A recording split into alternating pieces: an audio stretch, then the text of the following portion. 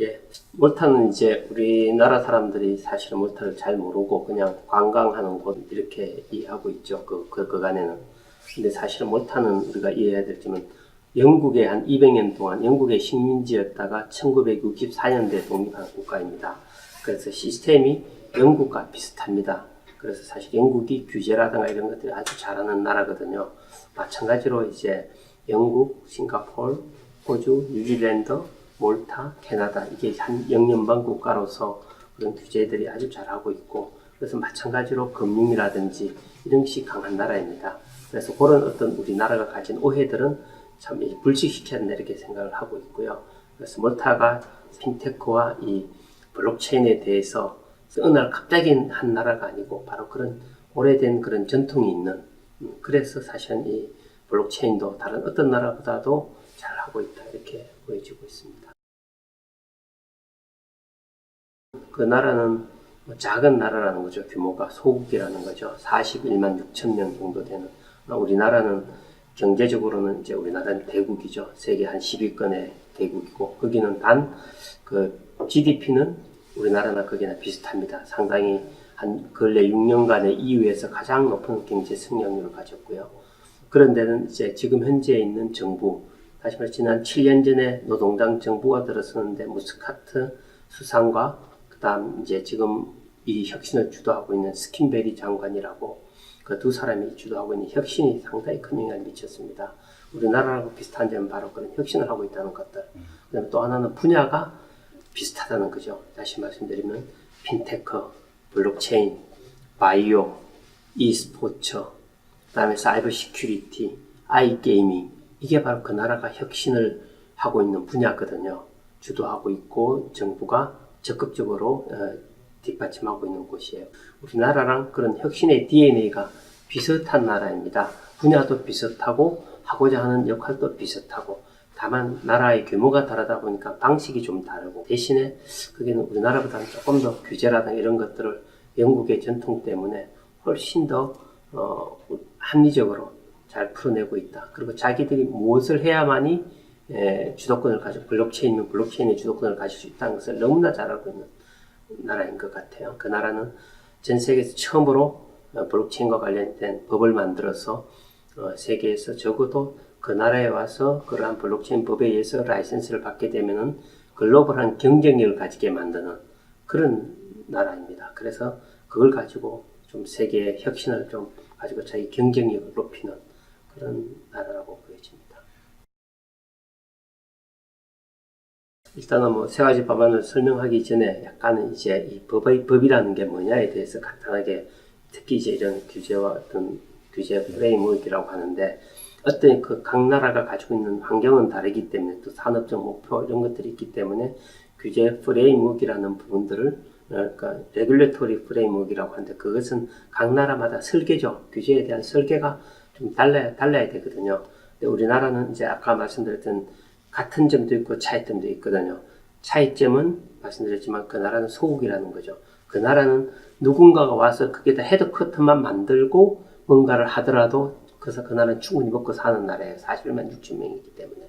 예를 들면 바이낸스가 그 나라 한 1년 예산이 28억 달러입니다. 우리나라에 약 한 200분의 1 정도 되는 나라죠. 바이낸스 같은 나라가 곳이 하루 거래량이 한 10억 달러에 15억 달러 이렇게 되거든요. 많을 때 20억 달러. 그럼 그게 내는 세금만으로도 상당한 효과를 거두는 그런 나라가 되는 거죠. 반면 우리나라는 경제 대국이기 때문에 사실은 이제 그런 식으로는 안 되고 우리나라에서 직접 뭔가를 산업을 해야만이 의미가 있는 거죠. 어느 날 우리나라 헤드쿼터만 뚝딱 해서 우리나라는 결코 그런 것들이 도움이 그렇게 크게 되지는 않는 나라죠.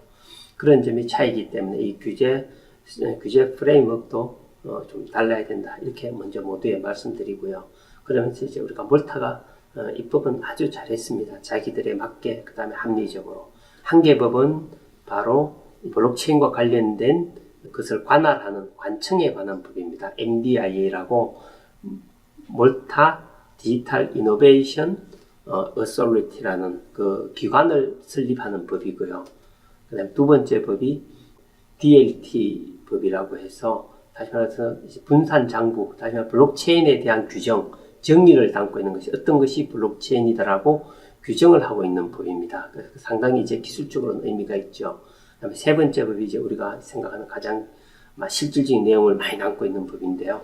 그거는 이제 VFA 법, Virtual Financial Asset Act라고 해서 거기는 코인이라 토큰을 가상 금융 자산이라고 규정을 했습니다. 그러니까 가상 금융 자산이 뭐고 토큰이 뭐고 그 다음에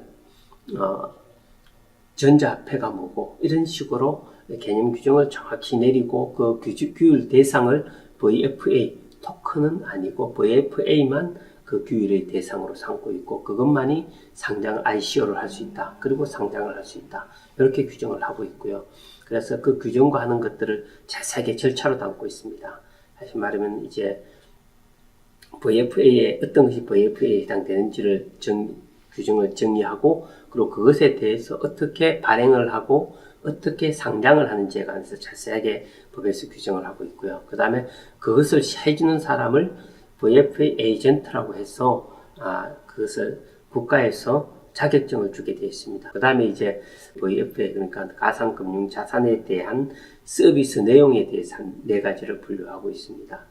그래서 흔히 클래스 1, 클래스 2, 클래스 3, 클래스 4 이래갖고 에이전트는 어떤 이런 업무를 대행해 주는 사람들이고 이 서비스는 그 서비스 구체적인 하나의 업종의 내용입니다. 그래서 흔히 우리나라가 많이 기억하고 있는 것은 클래스 4 거래소입니다. 그 가상금융 자산을 거래할 수 있는 거래소고 우리가 흔히 말하는 정권형 토큰, 정권형 코인도 여기서는 거래할 수가 있습니다. 합법적으로.